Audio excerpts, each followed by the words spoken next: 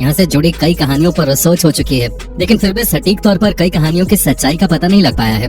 और उन कहानियों में से एक कहानी ये भी है कि मिस्र की सभ्यता प्राचीन समय में आज के दौर से भी ज्यादा मॉडर्न थी, तो वो आखिर कैसे लुप्त हो गई। आज के वीडियो में हम आपको मिस्र और उसके पिरामिड्स में दफन उन रहस्यों के बारे में बताने जा रहे हैं जो आज हमारे प्लेनेट के पूरे इतिहास को ही चुनौती दे रहे हैं। दोस्तों, इस रहस्यमयी सफर की शुरुआत करने से पहले आपसे रिक्वेस्ट है कि हमारे चैनल को सब्सक्राइब करके साथ वाले बेल आइकन को जरूर ऑन कर लें।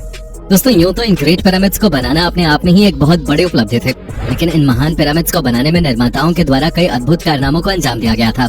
दोस्तों, सबसे पहले पिरामिड्स के निर्माताओं ने पिरामिड्स के बेस के लिए 6000 हेक्टेयर की पथरीली जमीन को काटकर समतल किया और पिरामिड्स को बनाने के लिए अलग अलग आकार के पत्थरों को जोड़ना शुरू किया। एक पत्थर का भार एक कार जितना था। कई ग्रेनाइट ब्लॉक्स को 500 मील से भी ज्यादा दूरी से लाया गया था और हर ब्लॉक का वजन 12 से 70 टन के बीच था। इन ब्लॉक्स को 210 फीट की ऊंचाई पे फिक्स किया गया था, जो कि आज के समय में भी असंभव लगता है। दोस्तों, पिरामिड्स के अंदर 3 चेंबर हैं जो कि गजब की बारीकी से बनाए गए हैं। पिरामिड्स के अंदर निर्माताओं ने ठोस पत्थरों को काटकर एक रास्ता बनाया है जिसे ग्रैंड गैलरी भी कहा जाता है, जो 300 फीट लंबा और 3 फीट चौड़ा है।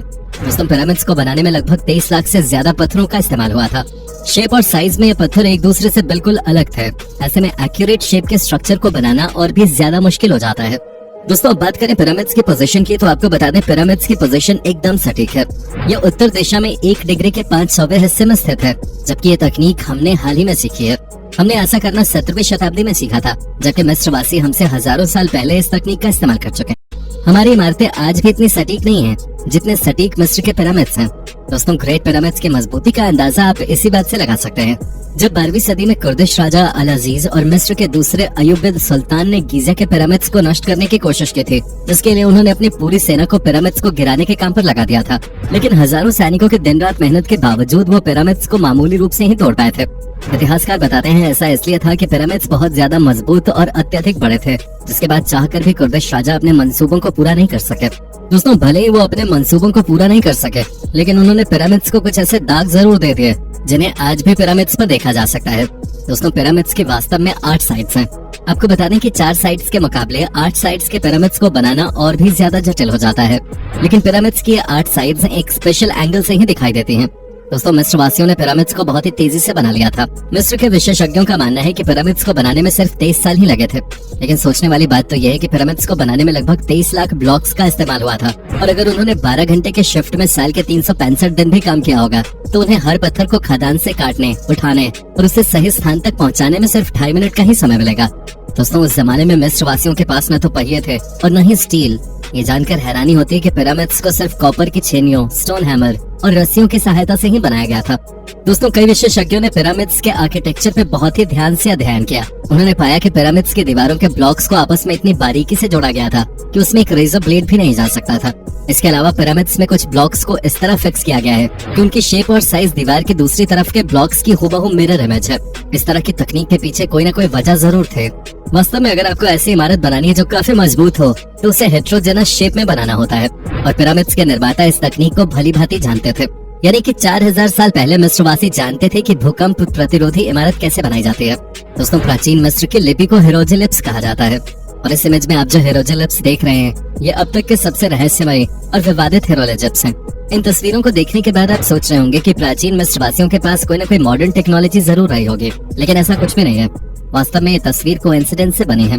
ये मिस्र के 2 फराओ सेती 1 और रामेसेस 2 के नाम हैं, जो आपस में मिल गए थे। जब इन्हें अलग किया गया तो ये तस्वीर सामने आ गई। मिस्र के विशेषज्ञों ने लक्जर टेम्पल में स्थित रामसेस 2 के स्टैच्यूज की बारीकी से जांच की, तो उन्होंने पाया कि इन स्टैच्यूज को बहुत ही अविश्वसनीय रूप से तराशा गया था। वहाँ पर इस तरह की 2 मूर्तियां हैं। जब इन 2 मूर्तियों के पिक्चर को एक दूसरे के ऊपर रखा गया, तब वैज्ञानिकों ने पाया कि ये दोनों मूर्तियां एक दूसरे की कार्बन कॉपी थी। ये मूर्तियां जियोमेट्रिकली परफेक्ट थी। आज की आधुनिक तकनीक का इस्तेमाल करके भी ऐसी प्रतिमाएं बनाना नामुमकिन है, जबकि इन्हें 4000 साल पहले हाथों से बनाया गया था। दोस्तों, मिस्र अकेला ही ऐसा देश नहीं है जहाँ इस तरह की वास्तुकला देखी गई है। दुनिया में ऐसी 9 जगह हैं जहाँ बिल्कुल मिस्र जैसी वास्तुकला का इस्तेमाल हुआ है। उनमें से कुछ जगह हैं ईस्टर आइलैंड, नास्का, कुस्को, सैक्सिबैमन, ओलिंटेटाम्बो और माचू पिच्चू।